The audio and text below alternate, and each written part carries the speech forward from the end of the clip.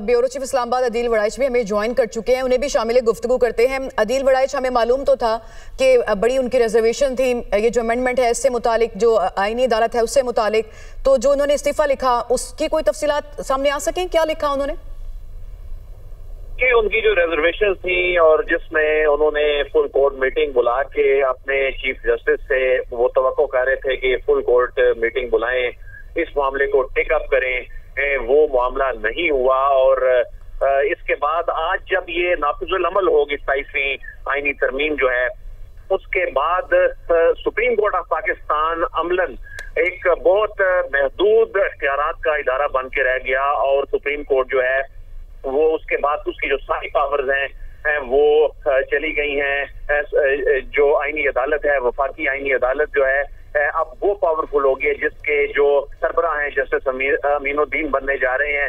और इसमें अब ये चीजें जो थी ये रोजे रोशन की तरह यहाँ थी कि अब ये इस्तीफों का एक सीरीज जो है वो शुरू होती दिखाई दे रही है।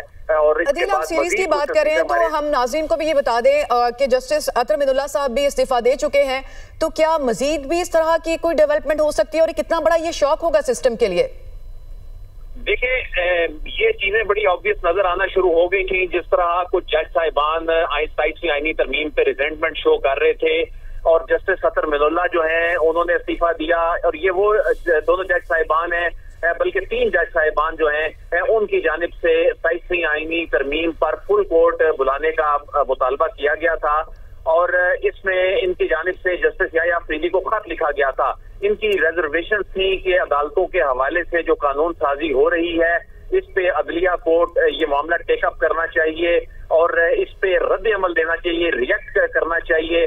लेकिन जो चीफ जस्टिस हैं याह्या अफरीदी, उनकी जानिब से अगरचे जो आने वाला कल है उसमें इजलास भी तलब किया गया है, लेकिन आज चूंकि ये तरमीम नाफिजुल अमल हो गई, सुप्रीम कोर्ट ऑफ पाकिस्तान जो है अब पहले वाली सुप्रीम कोर्ट नहीं रही।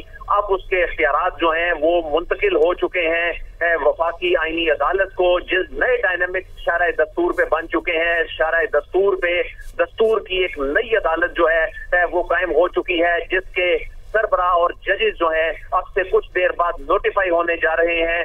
और ये वो जज साहिबान हैं जो हम गुज़िश्ता तकरीबन 1-1.5 साल से देख रहे थे कि किस तरह से वो रिजेंटमेंट शो कर रहे थे, खास तौर पे जो 26वीं तरमीम के बाद की सूरत हाल बनी।